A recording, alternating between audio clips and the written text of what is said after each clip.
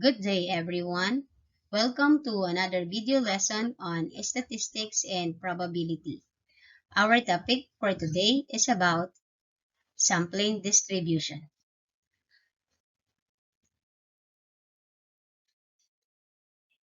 Our objectives are the following.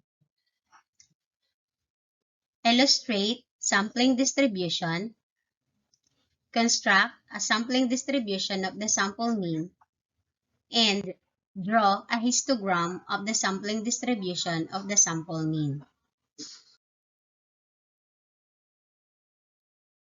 Almost all fields of study, we gather data.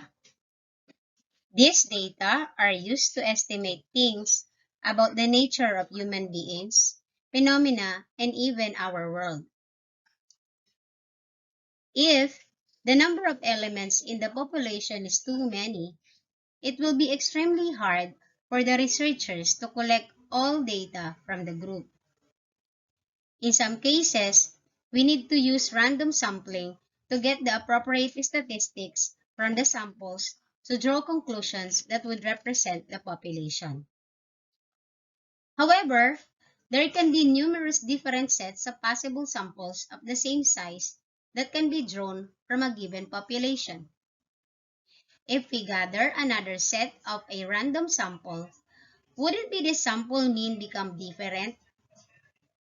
How can we be sure that one set of random samples can represent the entire population? How can we tell that our statistics is accurate? So these are the questions that we are going to answer as we move along with our discussion. During your junior high school classes, you already discussed frequency distribution, and on the earlier part of this course, we also tackled the probability distribution.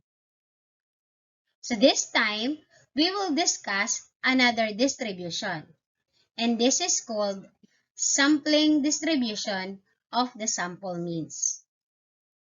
Sampling distribution shows all the possible samples in a given population, together with their mean.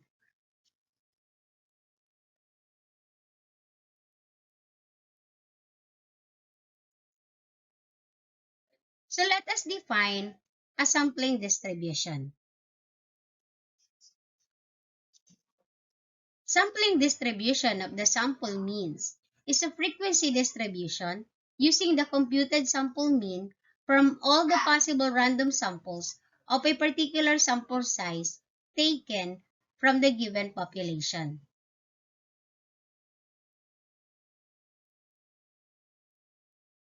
We have the properties of sampling distribution of sample mean. If all possible samples of size n are drawn from a population of size n with mean and variance, then the sampling distribution of the sample means has the following properties. Number 1, the mean of the sampling distribution of the sample mean is equal to the population mean. Meaning to say, kung ano yung mean ng sample mo, yun din ang mean ng population. Or vice versa. Population mean is equal to the sample mean. Second property, the variance of the sampling distribution of the sample means is given by this formula. And this is used when we have a finite population. Finite meaning there is a finite number of population. Variance for the sample mean is equal to the variance of the population divided by the sample size times population size minus sample size divided by population size minus 1. Again, this is for finite population. What do you mean by finite population? Finite, may hangganan. Or we can determine the number of population itself. Like if we have 2, 4, 6, 8, 10. How many population or what is the sample size here? Our n is 1, 2, 3, 4, 5. 5. So there are 5. We also have the formula for variance when we have infinite population. Infinite, walang hangganan. So, with this kind of given, the variance for this one of the sample mean is equal to the population variance divided by sample size. The third property is that the standard deviation of the sampling distribution of the sample mean is given by standard deviation of the sample mean is equal to the population variance divided by the square root of the sample size times the square root of population size minus sample size divided by the population size minus 1. Again, this is for finite population. And take note that the square root of n minus n, or the population size minus sample size divided by population size minus 1, it is called the finite population correction factor. And of course, we also have formula for the infinite population. The standard deviation of this is equal to the population variance divided by the square root of n.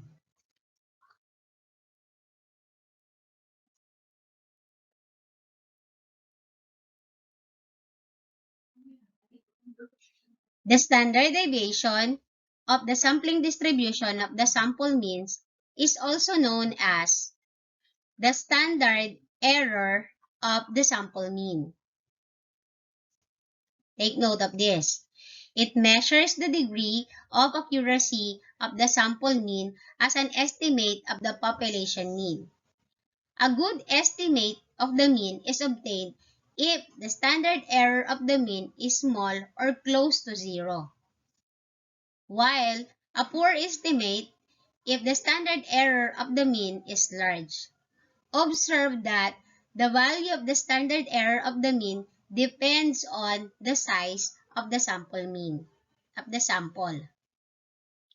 Thus, if we want to get a good estimate of the population mean, we have to make the sample size sufficiently large.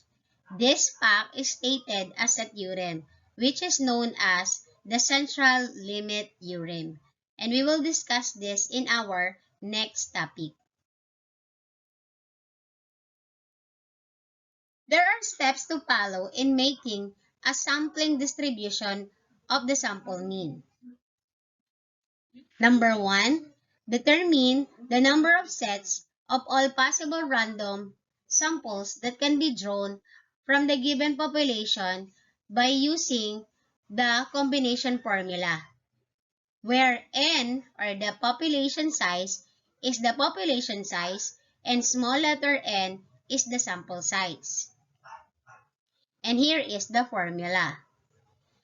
N, or population size combination of the sample size, is equal to population size factorial divided by population size minus sample size factorial times the sample size factorial. Number 2, list all the possible random samples and solve for the sample mean of each set of samples. Number 3, construct a frequency and probability distribution table of the sample means indicating its number of occurrence, or the frequency and probability. Then lastly, make a histogram of the sampling distribution of sample mean. So for us to determine on how to use the formula for the combination for us to find the number of sets as possible random samples, let us have an example.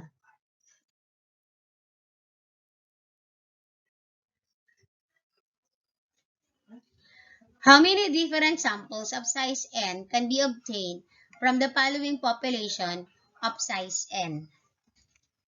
So we have here the population size, the sample size, and the combination. So it's population size, combination of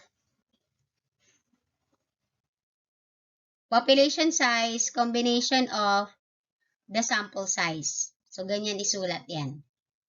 For us to have and determine the number of possible random samples, we just have the formula for that, the combination, is equal to n factorial divided by n minus small letter n factorial, n factorial.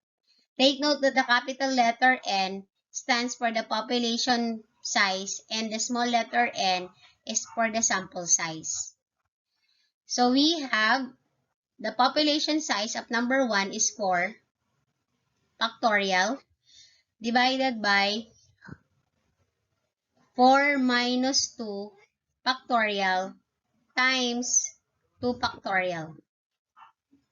So this is equal to, when we say factorial, this means that 4 times 3 times 2 times 1. Divided by 4 minus 2 factorial is 2 factorial, then 2 factorial. We know that 2 factorial is 2 times 1. So we can divide it, it will be 1. What's left is 4 times 3 over 2 factorial. 2 factorial is 2 times 1.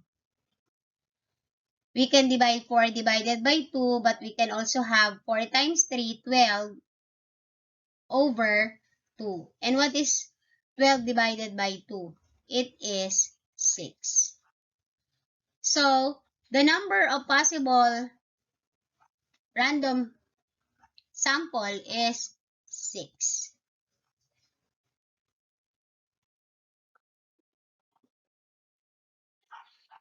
Number 2 is 6 combination of 4. So, we have 6 combination of 4. We have 6 factorial divided by 6 minus 4 factorial, 4 factorial. We have 6 factorial over 6 minus 4 is 2 factorial, 4 factorial. We know that in 6, we will pass through with 4. 6 times 5 times 4 times 3 times 2 times 1. So from 4 to 1. So we can have 6 times 5 times 4 factorial over 2 factorial, 4 factorial. So we can divide this 4 and 4. That will be 1. We have 6 times 5 is 30. And then 2 factorial is 2 times 1. We have 2. 30 divided by 2, we have 15. So there are 15 possible random sample. 8 combination of 3 for number 3.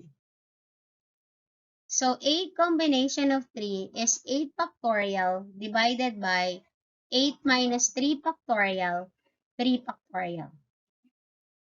So we have 8 factorial divided by 5 factorial for 8 minus 3 and 3 factorial.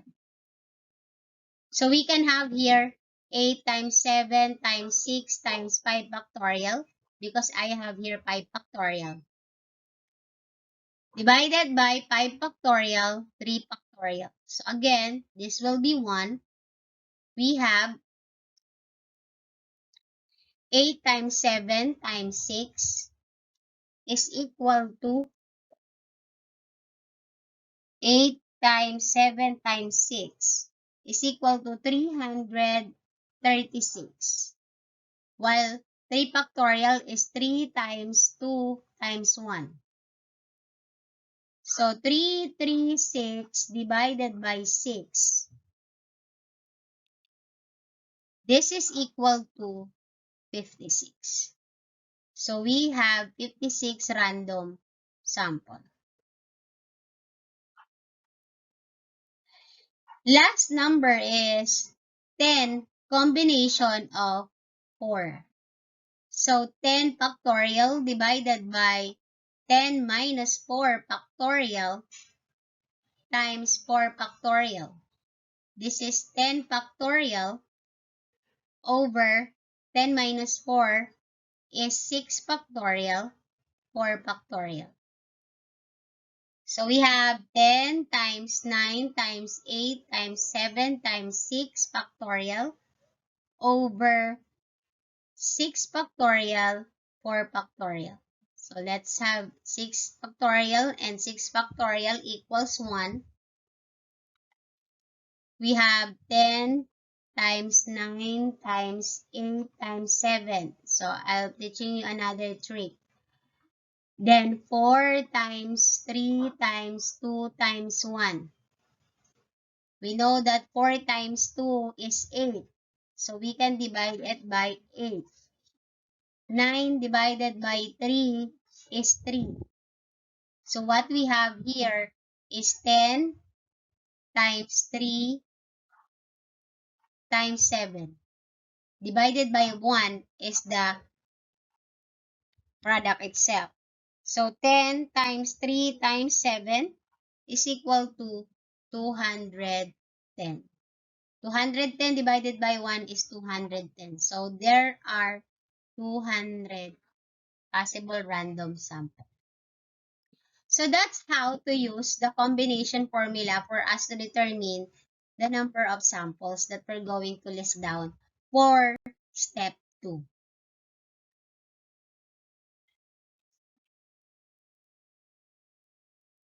Let's have example number 1. A population of senior high school consists of numbers 1, 2, 3, 4, and 5. Construct a sampling distribution of the sample means of size 3 and draw a histogram. So for us to construct, we'll be having the 4 steps given a while ago. We'll have the step 1. Step 1 is to determine the number of sets. So number of sets. With here, we'll be having the combination formula, where n is the population size and the small letter n is the sample size. Again, the formula for finding the number of possible random sample is combination of population size to sample size. So n population size combination of sample size is equal to population size factorial divided by the quantity of population size minus the sample size factorial times sample size factorial. In here, our population size is equal to 5 since there are 5. 1, 2, 3, 4, 5. And then the sample size is equal to, it is stated, size 3. So for us to find the possible random samples, the number of possible random samples, we'll just have 5 factorial divided by 5 minus 3 factorial, 3 factorial. So we have 5 times 4 times 3 factorial para when we divide it by the denominator, 5 minus 3 factorial, this is 2 factorial, 3 factorial. As you can see, we can divide 3 factorial by 3 factorial, that's 1. So what we have is 5 times 4 over, ang 2 factorial ay 2 times 1.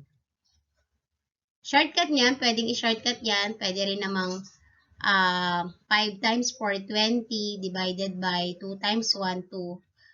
Ang sagot ay 10. Dito, pwede rin naman i-shortcut yan. 4 divided by 2 is 2. Kaya 5 times 2, 10 pa rin. So, yan. So, therefore, n or combination of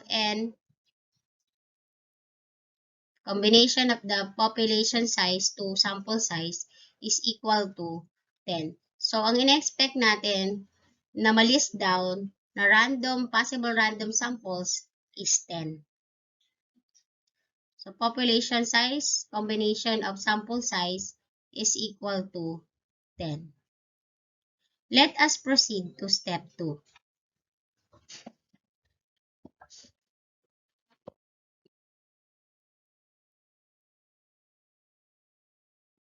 In step 2, we will now list down all the possible samples and solve for the sample mean of each samples. So again, ang population natin ay 1, 2, 3, 4, and 5.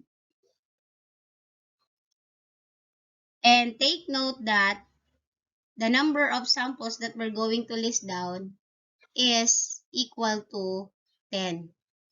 So, maglilista na tayo. Ito yung sample. Paano nakuha yung 1, 2, 3? Yung combinations natin mula dito, 10 daw yung mabubuo natin possible samples of size 3. So, una, 1, 2, 3. Ito yon. Next, 1, 2, 4. Ito next. 1, 2, 5. Okay, yun. Tapos na tayo dun sa ganong pattern. Ang sunod, iiwasan lang natin yung 2. 1, 3, 4. Ayan. And then, 1, 3, 5. Ito na yung next. So, tapos na rin tayo sa 3 na kasunod niya. Ang sunod natin, iiwasan na natin yung 3 ulit. 1, 4, 5. Ayan na. So, tapos na tayo sa combination na nagsisimula sa 1. Isunod na natin yung 2. So, we start with 2, 3, 4. Ayun. And then, pagkatapos niya, tapos ka na sa 4, 2, 3, 5 ka naman. Okay. So, tapos na tayo sa combination na nagsisimula sa 2, 3. Kasi, ang dulo niya na ay 5. So, iwasan natin ngayon ang 3. 2, 4, 5. Ito na siya. And then, lastly, dahil wala nang kasunod pa, tapos na tayo sa combination na nagsisimula sa 2, simulan naman natin sa 3. 3, 4, 5. As you can see, dulo na siya. So, kaya yun na yung last combination niya. What we have now are 10. 1, 2, 3, 4, 5, 6, 7, 8, 9, 10. So, 10 number of possible samples. With that, kukuhanin na natin ang mean ng bawat sample natin. Paano kumuha ng mean? So, ang gagawin lang natin, diba? Mean is equal to, sample mean is equal to the summation of x divided by n. So, ang n natin dito ay 3. So, ano gagawin? 1 plus 2 plus 3 divided by 3. So, 1 plus 2 plus 3 is 6 divided by 3. Answer is 2. So, lalagay na natin siya sa mean. Ayun. Next natin, yung pangalawang combination. Mean is equal to the summation of x divided by sample size. 1 plus 2 plus 4 divided by 3. So, this is 1 plus 2, 7 plus 4. 1 plus 2 plus 4 is 7 divided by 3. So, with that, magdi-divide ka lang, 7 divided by 3, that is 2.33. So, yun na ang mean mo ng second. Same with the combination number 3. So, we have summation of x again over sample size, 1 plus 2 plus 5 divided by 3. This is 8 divided by 3, and 8 divided by 3 is equal to 2.67. Yan, ang ilalagay mo dyan. Ang next natin, 1 plus 3 plus 4, that's also 8 divided by 3, that is also 2.67. Yung sunod, 1 plus 3, ito, 1 plus 3 plus 5 is equal to 9 divided by 3. Ang mean niya ay 3. Then, ang next, 1 plus 4 plus 5 divided by 3, answer is 10 divided by 3, 3.33 ang mean. Next one, 2 plus 3 plus 4 is 9 divided by 3, and it is 3. Next, yung ika-8 na sample ay 2 plus 3, 5 plus 5 ay 10. 10 divided by 3 is 3.33. Ninth sample is 2 plus 4, 6 plus 5, 11 divided by 3. We have 3.67. And then, yung ika-last natin, 3 plus 4 is 7 plus 5, 12 divided by 3. We have 4. So, ganyan kumuha ng means of the sample. After nyan, yung step 3 na natin. Sa step 3, we will now construct a frequency and probability distribution table of the sample means indicating its number of occurrence or the frequency and probability. So, ito yung kanina na ginawa natin. Ang gagawin natin ngayon ay kukuhanin na yung mga sample means. Itong nasa baba ay yung 2, 2.33, 2.67, and so on. Ililista natin dito sa sample means in lowest to highest. Tapos, wala tayong uulitin. So, ang first natin, 2. Ayan. After 2 is 2.33 kasi nga lowest to highest. 2.33. Ang next dyan, 2.67. Although, nag-exist yung 2.67 ng dalawang beses, isa lang ang ilalagay mo. Saan lalabas na dalawa sila? Dito siya sa frequency. Mamaya natin gagawin. Ang next ay 3. Next is 3.33. Ito yon. And then, ang next ay 3.67 and 4. So, kung papansinin nyo, itong mga to ay galing lahat dyan nang walang inuulit. Sa frequency. Paano yung frequency? Ito yung parang nagtatali. Kung ilang 2 meron sa means. Diba? Isa lang. So, ilalagay mo dito, 1. Next ay 2.33. Ilan bang 2.33? Isa lang din naman. So, 1 lang din. 2.67, ito yung sinasabi ko kanina. Ang 2.67 ay dalawa. So, dyan mo na siya i-reflect na dalawa sila. So, you will write 2. Ang 3 ay isa, dalawa. Dalawa din. So, 2 din ang ilalagay mo. 3.33 is also 2. So, I have here 2 also. And then, 3.67 is 1 and 4 is 1. Kung bibilangin natin itong mga means na to, 1, 2, 3, 4, 5, 6, 7, 8, 9, 10. So, ang sample size natin is 10. Or the number of possible random sample is 10. Ngayon, pag kinuha na natin yung probability, again, ang probability ay yung number ng frequency over kung ilan silang lahat, and that's 10. So, the probability of having 2 as its mean is 1 over 10 or 0.1 sa decimal. Ganon din ang 2.33. Sa 2.67, 2 ang frequency niya, so 2 over 10 or 0.2. Same with 3, same with 3.33. Pagdating sa 3.67, dahil 1 lang siya, balik tayo sa 1 over 10 or 0.1, and then 4 is 1 over 10 or 0.1 also. So, yan na. Ito na ngayon ang sampling distribution of the sample mean. Ito na ngayon ang tinatawag na sampling distribution of the sample mean. Sample means kasi marami sila. Ito na ngayon yung table na yon. Wherein may sample means, may frequency, may probability. Yung step 4, Now for our step 4, we will now make a histogram of the sampling distribution of the sample mean. So we now have the sample means, the frequency, and the probability. So for us to make a histogram, we'll just have the x and y axis. Ito. Dito yung probability. Dito naman sa baba yung sample means.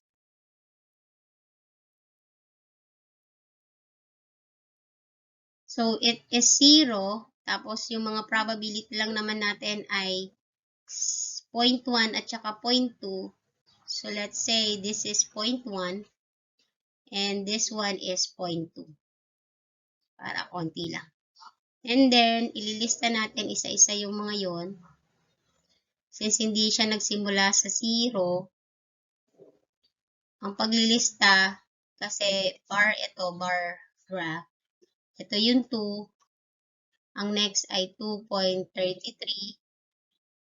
Next is 2.67. Next to that is 3. Then followed by 3.33. Next ay 3.67. And then 4. So, extend lang natin yan hanggang doon. Ang pag-graph, ang 2 natin, hindi tayo magsisimula dito kasi itong portion na to ay para sa 0 hanggang sa kung ano man yung point ay alam naman natin na hindi siya agad magsisimula sa 2 kaya mayroon tayong space dito. So, ang 2 ay 0.1. 2, ito yung 2. 0.1. Ang taas ng 2 natin ay hanggang 0.1 lang. Okay. Dapat straight. Let's make it black. Yan. And then, 2.33 is also 1. So, extend mo lang yan. 2.67 is 0.2. So, ito na itataas. Dapat ang height niya ay 0.2 lang kasi 0.2 lang naman yung kanyang probability. Ang 3 ay 0.2 din. And then, we'll have the 2.33 ay 3.33 I should say. 0.2 din. And then, 3.67 ay 0.1. So, nasa 0.1 lang din. Tapos sa 4 is so, yan. Tapos, gusto yung kulayan. Kulayan natin. We have now our graph. So, this is now the histogram of the sampling distribution of the sample means. Ganito lang gumawa. So, yun yung 4 na steps on how to have the data for sampling distribution of the sample means. So, ito na siya.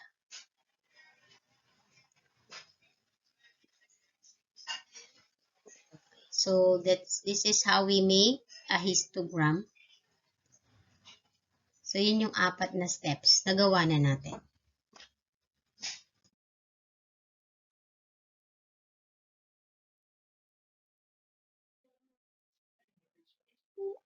So, let's have example number 2. A population consists of 1, 4, 3, 2. Consider samples of size 2 that can be drawn from this population. Construct the sampling distribution of the sample means and draw a histogram. So, let's have this example number 2 para ma-practice nyo on how to use the 4 steps in constructing a sampling distribution of the sample means. So, ang unang step is to determine the number of possible samples. Gagamitin natin ang combination formula. So, ito yung combination formula. Dugtungan natin. Our N here, or the population size, is 4. 4 lang naman yan. And then, the sample size is given as size 2.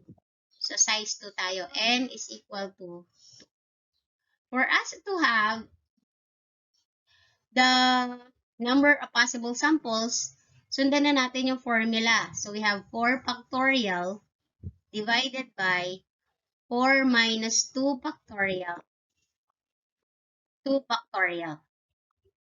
So, copy natin yung numerator, 4 factorial, over 4 minus 2 factorial is 2 factorial, 2 factorial.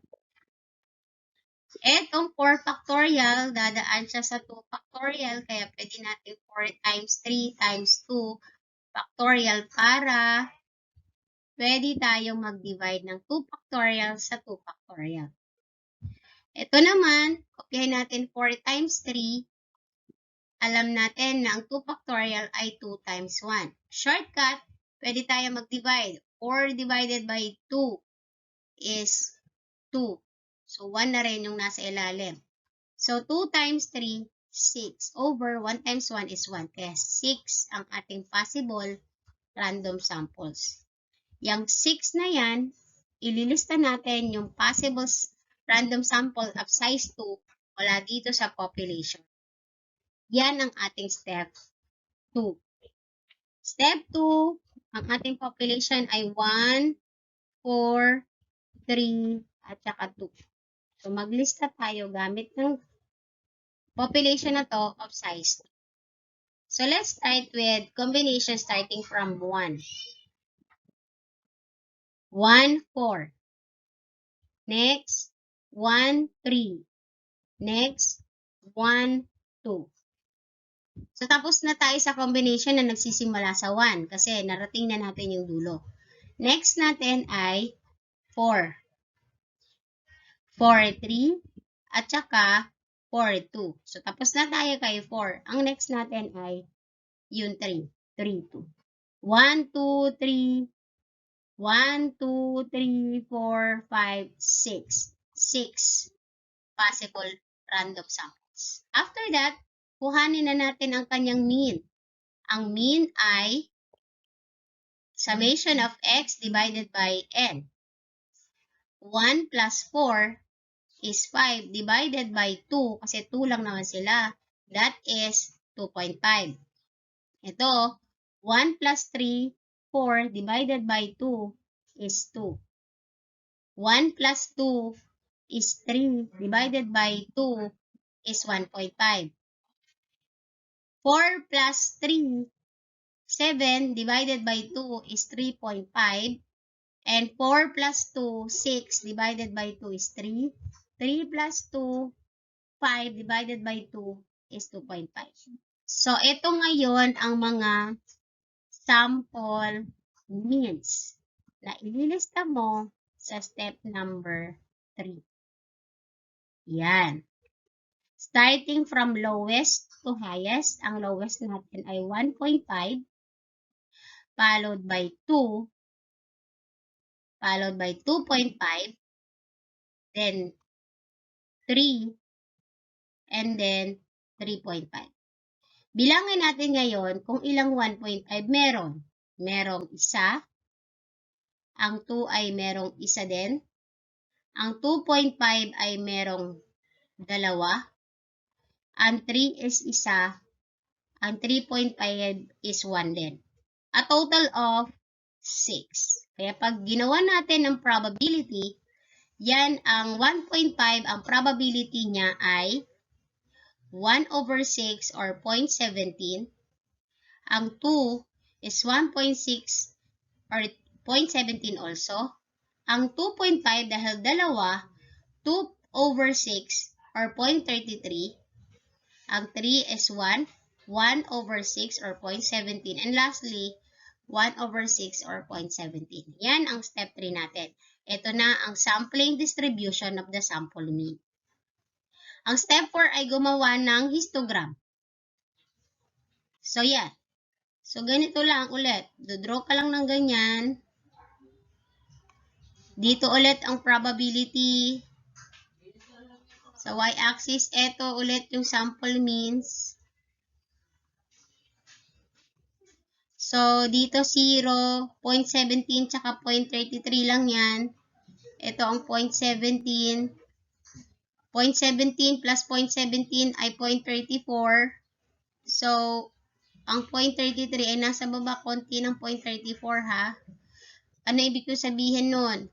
Dapat ang scale mo or ang agwat, ang pagitan ng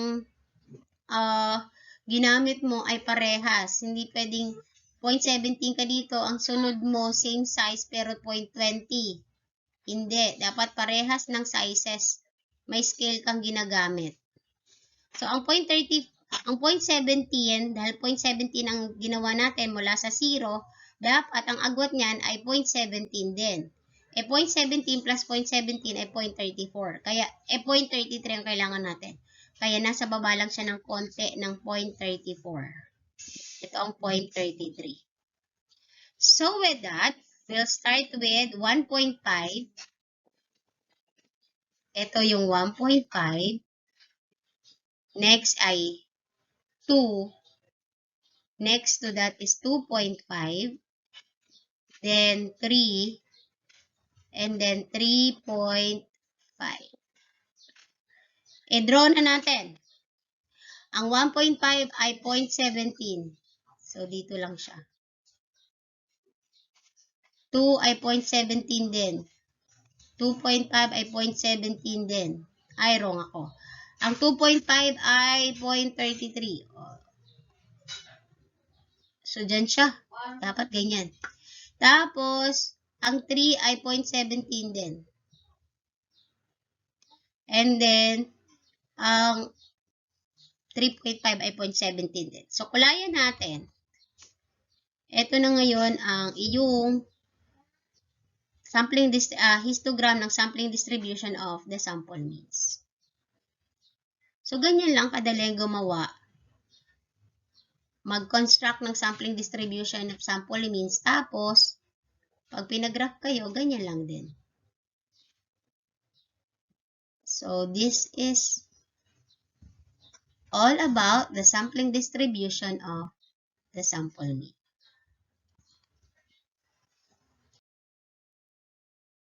Our references is the statistics and probability.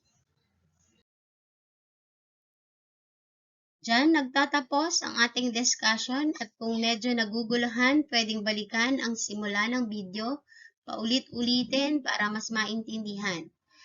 Gawin at subukang gawin yung example, sundan yung instructions para mas ma-master out ang pag-construct ng sampling distribution of the sample mean. It's me, Juliet B. Don't forget to like and subscribe the channel so that you are updated with my next video. Goodbye!